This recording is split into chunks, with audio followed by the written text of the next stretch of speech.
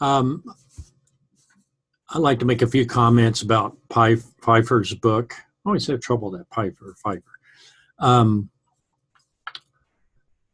I hope you've enjoyed it. I think the intimacy with which she writes about the different types of groups she deals with, knowing they're all refugees, but it really helps you get a feel for the emotional aspect of what is important about dealing with different cultures. And this is not so much talking about, and we're going to do this, I'm going to give you a lot of information the rest of the semester about different groups and maybe some activities you might want to do to talk about those groups or explore those groups. But right now, this is more multicultural in the sense of having it right there with you, either international students or a very diverse type of group right in your school groups. The reason I like her book, obviously it's nice that she's from Beaver City. There's Beaver Creek, Beaver City in Nebraska. I think she's from, maybe it's Beaver Crossing. A lot of fur traders around here in the old days. I say named a lot of things. She's able to relate the small town environment and the closeness, almost of a one-room schoolhouse relationship, and we observe with international students or basic refugees or students that may be English second language learners, etc. I think she had a mixture of those in the school. Those aren't all refugees. In the book she was talking about, even though some of the major families, like in the first chapter, the Smiling Sisters, the Laughing Sisters, that was definitely refugee. A lot of refugees have trauma, generally speaking, but it really depends. What value in the book is that when the one chapter, I think it's the fifth chapter, she talks about Sycamore School, the school I think in Minnesota she visited for a long period of time while researching her book. See the incredible diversity of experiences. We're not just talking, this is not a language issue, and it's not exactly a cultural issue. It's a human issue in terms of dealing with tragedy, loneliness, expectations, both those that are met and those that where people don't understand our system of education. I'm thinking about one with I think it's Arabic boy. His mother thought that if he didn't pass that year, that he should be beat, because that's what they do back home. They beat children if they're not successful. So obviously that's not going to happen in Sycamore School or any American school legally. But the fact that the parents are disconnected with their culture and they're lost. And I know the one young kid kept his mother from Bosnia wanted to go back, because even going back, as terrible as it was, at least something familiar to them, because they're completely lost. They can't find their feet. They don't know where they stand. They don't understand, and it causes an enormous stress. And you're able to see with the younger children, which this more school dealt with that more than some of the other chapters. You see, there's always seems to be a children engage in kind of a play atmosphere, and with the kids they're all confused, but they're generally positive. And except for those that she mentioned when they asked the one mother about possibly a gas sack had injured her son, the child that they wanted to whip. Her mother thought he should be whipped. She actually left the room, ran out because she was so upset. you as a teacher have to realize the cultural dimensions you're dealing with and how complex they are. I thought of doing a sketch, but I don't think I put enough dimensions on it. It's not just a three-dimensional sketch, but you have the aspect of education. You have the aspect of male versus female and expectations in both cultures. I mean, of their culture and then what it's like culture. It could affect clothing. It could affect personal behavior. It could affect health issues. I think one of the chapters, and they're talking about women's health and breast examinations, things like that. You can't just go into those, blunder into those, even if it's a woman explaining a health issue to a woman in another culture. You have to be very, very discreet about it. So there's so much you have to know when you do ESL. One thing I like about it, and when I say ESL, I'm also including multicultural, is that when you deal with another culture, you don't know what the rules are. Even if you're in your culture dealing with their issues, which you see as their issues, how you explain everything from communication, like nonverbal to verbal, certain nonverbal. You probably have seen this or heard this, where people make a signal, and it's perfectly fine in one culture and it's terribly obscene in another.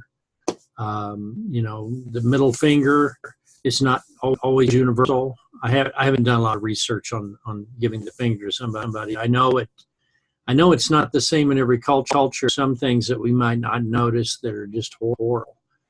I know the OK sign is not acceptable in several other cultures, and so don't just freely do nonverbal signals. Some cultures in Southeast Asia, touching the head is just a horrible thing. You don't touch the head of a child. That's forbidden. It's seen as I've heard it's like superstition. You don't touch people on the head of children. It's like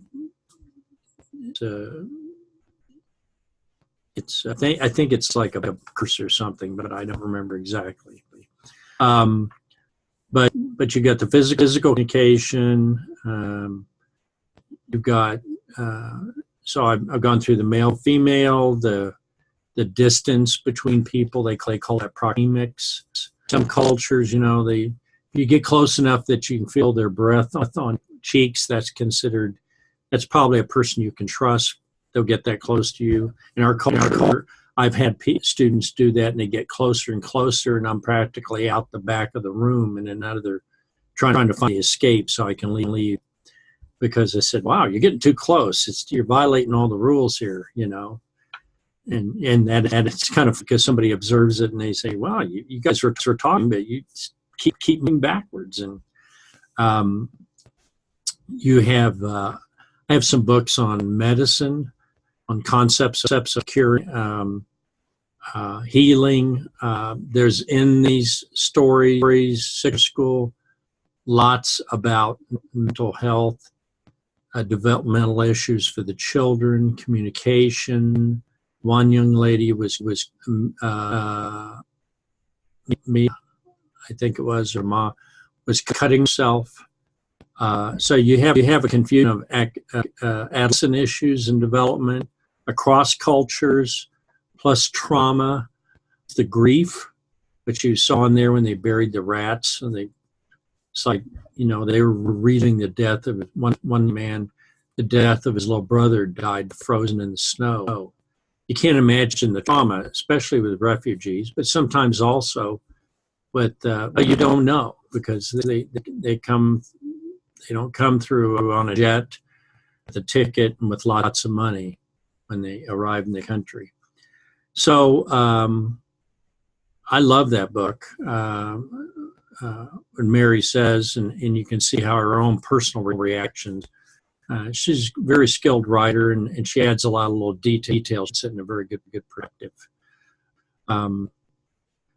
Another thing I wanted to mention is that you as a teacher or a counselor in a school deal with other cultures, and it doesn't have to be ESL or refugee or something. Even if it's neighbors in the community, there's an obligation to friendship.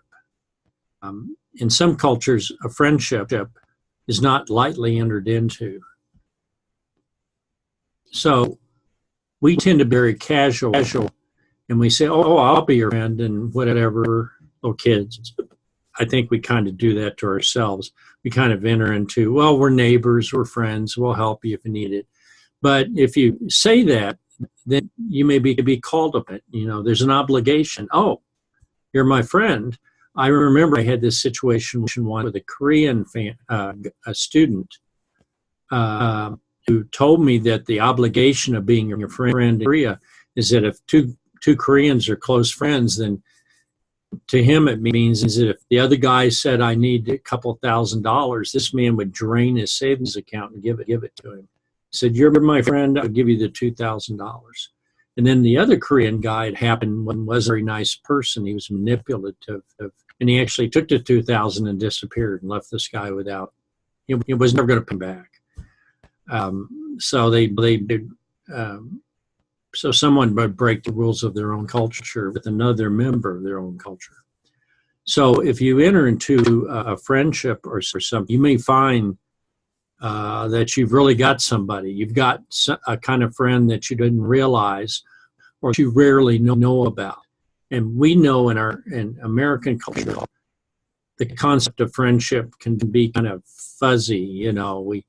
We're acquaintances with people, or we're friendly with people, but are we friends? And it usually come borrowing money.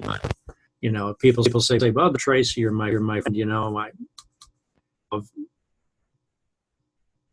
just $500. That's all I need, I actually played this trick on somebody years ago. They were in a faculty where I was at, and they said, hey, if you need a little money to buy a car, just know. So I looked up and I had the card, so I actually called them on it. And I said, well, I found the used card, $7,000.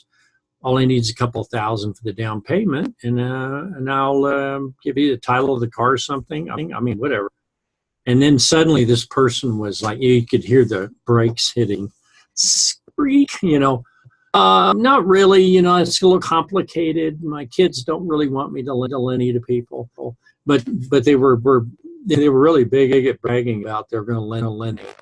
And then when I said, oh, and I showed them the car and everything, a picture of it on the internet, then suddenly they didn't, it's like, oh, really? You need money? It was quite funny thought, but they took it seriously because I really gave them the old good acting. But so you have to think about all these concepts in communication rules, and also you have to go and explore their culture. Something that really bothered me that if you're in education, this would apply in many situations. Children being used as translators. This is so common. And you'll notice that I believe there are places in there when kids will be used to translate with the immigration authorities. That's very dangerous. First of all, it's very common people will take a kid to the store, but if they actually take them to a bank, a loan company, or real estate, and try to have a 12-year-old explain, the rules of buying a house and when you can move in and etc. The child doesn't have the developmental capability to understand the concept in their own language or in English because they've never been exposed to it. They have no experience. Kids have been used for medical translating. One of the bad things you need to avoid is using a kid to translate for another kid's family or their own family when a brother or sister is in trouble at school or some issue that you want to keep private. So you should, as a professional in the school system, need to employ a volunteer translator who are unrelated to one in the situation. And do make sure they actually speak language. It's very useful. I got caught one time, though I speak Spanish. I wouldn't say my Spanish is great, and my listening skills are definitely not great. And I found myself with a man from Central America, an accent, and he also has speech impediment. I had no idea what he was to me at all. It looked like some kind of old Saturday Night Live with Dana Carvey. I remember he did a movie like this, where he pretended to, I think in a movie, he pretended to speak Japanese. And so he would speak Japanese, and when they said something, he would translate it. And got to be quite funny, but it's not funny in real life. And I find myself in the middle of it was speak and say a lot. Now we turn around. Yeah, he's cool with it. It's great. I felt like a comedian trying to sell something. And the teacher said, "Oh, Glenn, you sure said a lot." And I said, "Yeah, but he just repeated himself, So, but no translator. It's risky unless you really know what you're doing. And get a good translator. It's worth it. So you can see developing relationship with the family in a multicultural situation is just huge. Involving the family is so beneficial in terms of long-term support for what the teacher is doing. And as I reflected on some of these chapters, the one thing is that I think in American culture, and I'm speaking from my own perspective, I think sometimes we like to have a professional distance between ourselves and our students' family. And that's just how you may, that, I'm sure if you've had a parent-teacher night and maybe they're coming to know about how well kids are doing. And I've observed teachers, I've had kids in school, some teachers simply go through and scores off a sheet of paper and say, well, they got this, they didn't turn in that. And their score was a 82, which is a B minus. Any questions? And if the parents may not even be familiar with the grade system. So she's okay? Yeah, okay. Well, okay, B minus, okay, A plus is not the same okay. So what I would ask there is that you really need to parent-teacher night or any kind of communicate.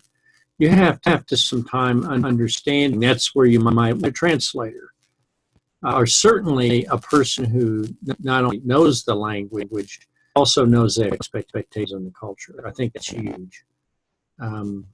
It's like your guide. It's like if you're going in a strange place to go hunting, go fishing. You don't know geography. You don't know the land, or you go on a tour somewhere. You're going to have somebody there to look after you and help you and anticipate what might be some of the issues.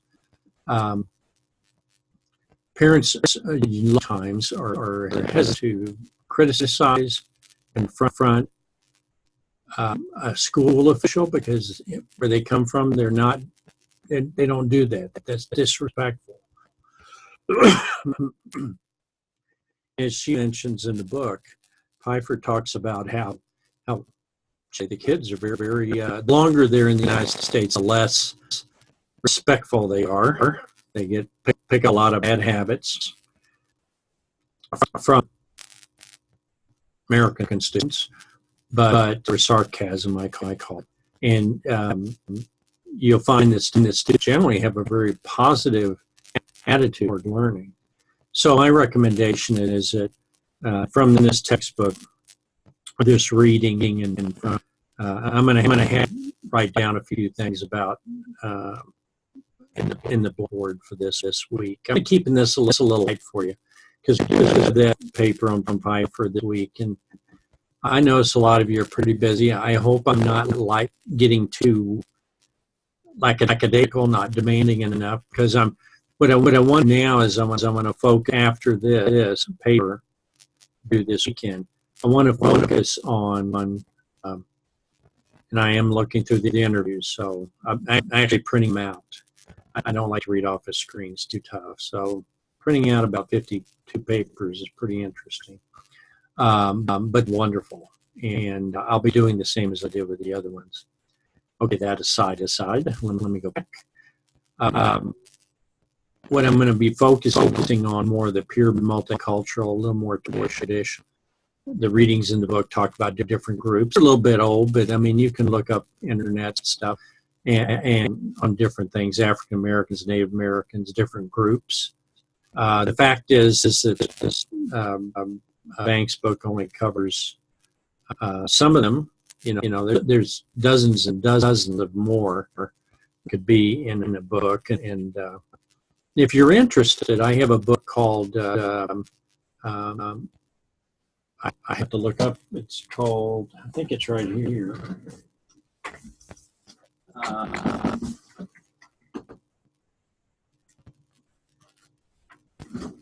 I'll just because some of you might want to buy it. It's called Understanding Your Refugee and Immigrant Students. This is great for a college person. It talks about different cultures. It does major cultures that are refugees. Ukrainians, Croatians, Bosnians, that's your Serbs, Peruvians, Ecuadorians, Nicaragua, Guatemala, El Salvador, Mexico, Somalia, Liberia, Laos. It doesn't cover the Karen or the from Siam or what we used to call Burma, now called Myanmar. But I love this. It's very much in depth, and it talks about variations and things. It still is not up to date because now we have a group coming out of Myanmar called Rohingya, and they're Muslim. They're actually streaming over by the hundreds of thousands. Virtual genocide taking place.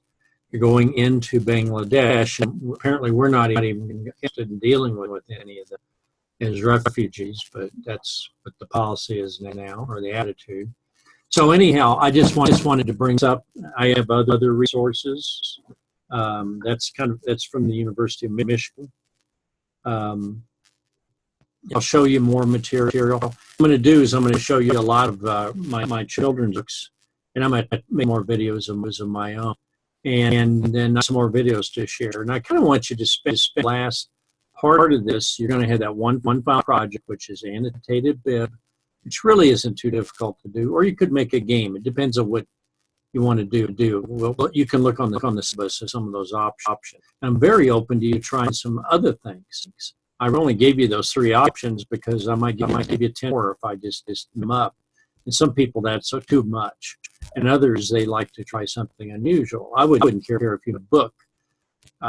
Like right now, if you made a book for new students in your school, think cool that would be. And you could easily do it with modern printing methods and technology. You could actually make a little newsletter for monthly for your multicultural students. Or you could even start a multicultural club, or you could do a game as one of the options. Or you could even have a little TV show. Imagine that. You could even your students wish to show and highlight different students in your school and their cultural backgrounds. Not just refugees, but students from different backgrounds, some of their traditions. So you can't look at culture in 2 or 3 dimensions, as I mentioned before. I mean, it could be, I think it's very interesting, farming culture. Some people moved from Germany and Denmark and became farmers. And a person can go back in their family tree and go back, talk to their fifth generation farmer. Nebraska, and I'm talking Nebraska. I know some of you in Florida. You could be in Turkey or overseas. And you could look at what are the people made a living.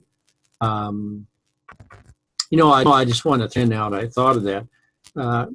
Kids are want to be proud of what their parents are, and of course they've suffered some terrible things. But they also want to be pretty proud. The little boy that the one actually lost his brother, and the mother wanted to whip him. He was actually having an opportunity to go and be a janitor, work pipes, and look at things. And that regenerated his spirit. And it's huge. I don't care if you're in a nursing home or if you're a 3-year-old. You want to feel good about yourself in an honorable and reasonable way. You don't want platitudes, and you don't want somebody to give you some condescending little stars for just being you. But you want to actually engage in something. And so that's something you might think of a project on. But I like to give people some simple things. I mean, you just say, do an annotated bib of the books in my school and books I'm maintain to help with my. That's fine. You know, do that for your social science class. You know, geography class, grade or something. You want to explore the culture. You want some different books to teach them about group you might want to look at in the world, or you think of games. You know, been a long day, not as long as some of yours, but I'm going to get off here for now. But I hope you enjoy Pipher book. I really recommend it. And I would think sometimes it might even be cool if you have some kids in your class that want to be future teachers, or if your peers and other teachers or principals, even if they just read that chapter 5 I talked about, the Sycamore School. That's a really good one because it talks about school and how the kids value not being bullied. You could do things with that, you know, bullies, food, holidays, how to handle those issues, and make multiculturalism a rich and exciting experience, not some lecture where people are told that or are offended that someone's trying to promote a culture over their culture. You know, it should be a positive, ego-building experience for all involved. So that's I ask you. She also said one other little thing I want to leave you with in there was that telling a story always leads to good things, generally speaking. Always that have students talk about their issues is good. Now you have to have a special situation, but and some of them had trauma. You don't want to go back and talk about the day your grandfather was murdered or anything. But you do want to talk about some things that within the context, like it's that pet dying class where people can deal with grief. So you're very much when you work in ESL or other cultures and you teach, you're very much a counselor, and you get to know the heart of kids. And the one thing I loved about it was how close Grace, that teacher, and Mary, the author, was to those children. I mean, you feel she could tell how hard it was for her to lead them. You know, she's going to see them very much. And see them again, but you know, I said, "Oh, please do this because we need you." And the little kid's holding her hand. And if you're a first, second grade teacher, garden teacher, you know what that is. But high school teachers are a little tougher. But there's children in those bodies, no matter how tall they are. Okay, well, thank you. I hope this has been helpful to you. And I'll see you next week.